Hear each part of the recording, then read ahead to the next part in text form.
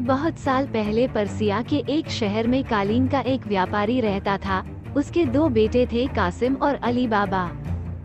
उसका व्यापार अच्छा चल रहा था, लेकिन कुछ समय बाद उसकी मौत हो गई, जिसके बाद बड़े बेटे कासिम, जो कि लालची व्यक्ति था, उसने सारे व्यापार पर कब्जा कर लिया और अली बाबा को घर से निकाल दिया। जिसके बाद अली बाबा और उसकी बीवी दूसरी जगह जाकर रहने लगे और गरीबी में जीवन बिताने लगे। अली बाबा जंगल में लकड़ियां काटकर बेचता था और अपनी बीवी और बच्चों का पालन पोषण करता था।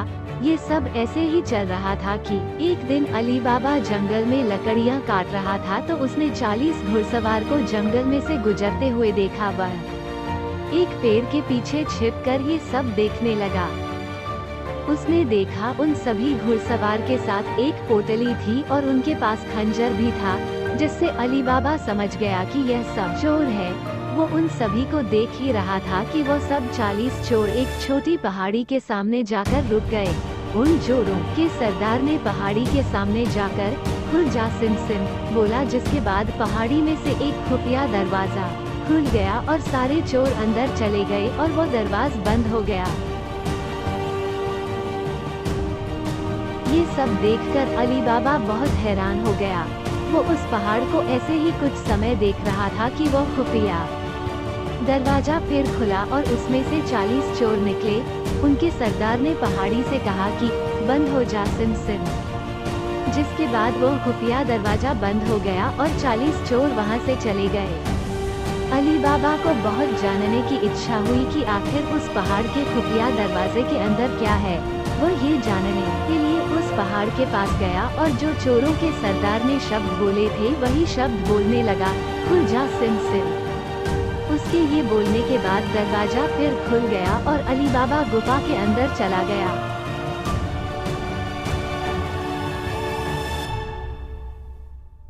गुफा के अंदर अली बाबा ने जाकर देखा कि गुफा में बहुत सा सोना, चांदी, हीरे, जवाहरात और सोने के सिक्के रखे थे। वो ये सब देखकर बहुत खुश हो गया। उसको समझ आ गया था कि सभी चोर अपनी चोरी और लूट का माल उस पहाड़ी की गुफा में छुपाते हैं। उसने कुछ सोने के सिक्के एक पोटली में भरे और बंद हो जा सिम सिम बोलकर उस गुफा का दरवाजा बंद करके वहां से चला आया। उसने ये सारी बात जाकर अपनी बीवी को बताई और वो सिक्के दिखाए, जिससे उसकी बीवी बहुत खुश हो गई। अली बाबा ने अपनी बीवी को सोने के सिक्के गिनने के लिए अपने बड़े भाई कासिम के घर जाकर तराजू लाने के लिए कहा और बोला कि किसी को इस बारे में न बताएं।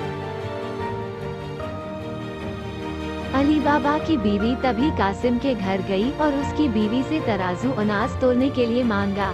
कासिम की बीवी बहुत चालाक औरत थी। उसको शक हुआ कि इन गरीबों के पास इतना अनाज कहाँ से आया। तब उसने तराजू के नीचे थोड़ा सा गोंद लगाकर उसको दे दिया। रात को अली बाबा और उसकी बीवी ने सोने के सिक्के तोले और सुबह वह तराजू कासिम की बीवी को लौटा दिया। कासिम की बीवी ने जब तराजू उल्टा करके देखा तो उसको एक सोने का सिक्का उसमें चिपका हुआ मिला। उसने ये बात अपने पति को बताई। ये बात सुनकर कासिम अपने भाई अली बाबा के पास गया और उसको सहानुभूति दिखाकर उससे सारा राज जान लिया। अली बाबा ने उसको सारी बात बताने के साथ दरवाजा खोलने के लिए खुफिया शब्द खुल जा सिम सिम भी बता दिए।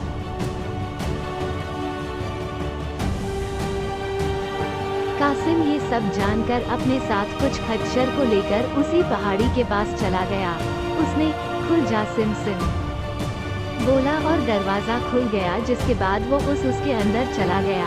उसने अंदर जाकर बहुत सारा खजाना देखा और उसने बहुत सारा खजाना भर लिया, लेकिन जैसे ही वो उस गुफा से निकलने के लिए वो खुफिया शब्द बोलने लगा तो वो ये शब्द भूल गया,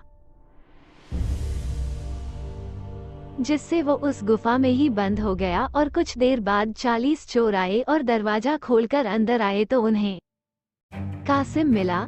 उनको पता चल चुका था कि वो उनका खजाना लेने आया है, तो उनने कासिम को मार दिया और उसकी लाश को वहीं छोड़कर चले गए।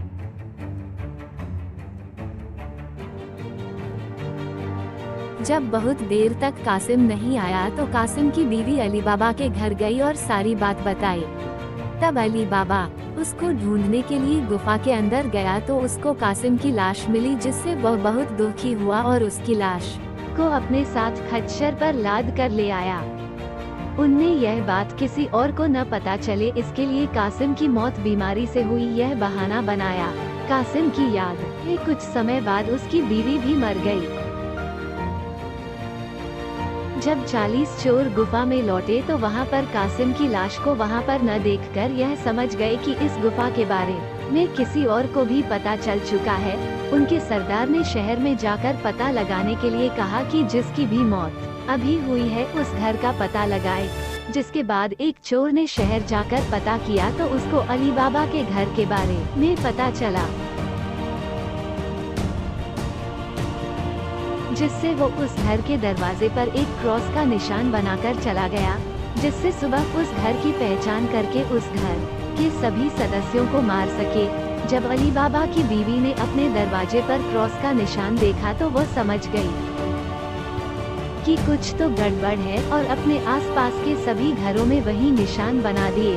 जिसके बाद सुबह जब सरदार बाकी चोरों के साथ आया तो बहुत से घर में वो निशान बना देखकर परेशान हो गया और चला गया। वो बाद में फिर आया और अब की बार वो उस घर को सही से पहचान करके चला गया। वो रात को एक तेल का व्यापारी बनकर आया और उसने 40 पीपों में अपने सभी चोरों को छुपा दिया और एक पीपे में दिखाने के लिए तेल डाल दिया। वो इन सब पीपों को खच्चर पर लाद कर अली बाबा के घर चला गया। उसने अली बाबा को खुद को तेल का व्यापारी बता कर रात में रुकने की जगह मांगी और तेल का भरा हुआ एक पीपा भी दिखाया।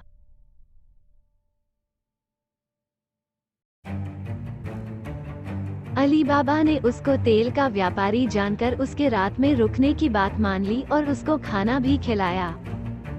लेकिन अली बाबा की बीवी को उस पर शक हुआ तो उसने उसके पीपों को चेक किया और उसको थोड़ा थका कर देखा तो उन सभी में से चोरों की आवाज आई। तब अली बाबा की बीवी ने तेल का भरा हुआ पीपे में से तेल लिया और उसको अच्छे से गर्म करके उन सभी 40 चोर वाले पीपों में डाल दिया, जिससे उन सभी चोरों की मौत हो गई।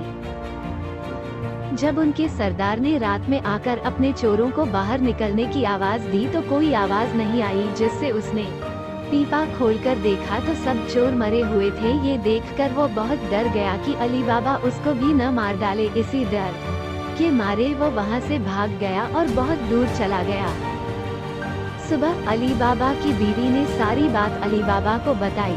अब 40 चोर के सब खजाने का मालिक केवल अली बाबा ही था और जिससे वो बहुत अमीर हो गया और खुशी खुशी अपने बीवी और बच्चों के साथ रहने लगा।